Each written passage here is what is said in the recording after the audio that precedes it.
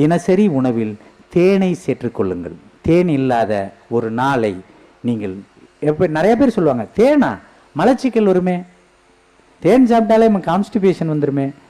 சகோதர சகோதரிகளே, அதை சொல்லுகின்றவர்கள் வீட்டில் அவங்க தாத்தா காலத்தில் வாங்கின ஒரு 50 மில்லி தான் தேன் வச்சிருப்பார். தேனை வாங்கியே இருக்க மாட்டார். ஆனால் தேன் சாப்பிட்டா மலச்சிக்கல் வரும்னு சொல்லுவார். எலுமிச்சம்பழத்தை குடிச்சே இருக்க மாட்டார். எலுமிச்சம்பழத்தை சாப்பிட்டா ஆண் தன்மை போயிடும் பாரு.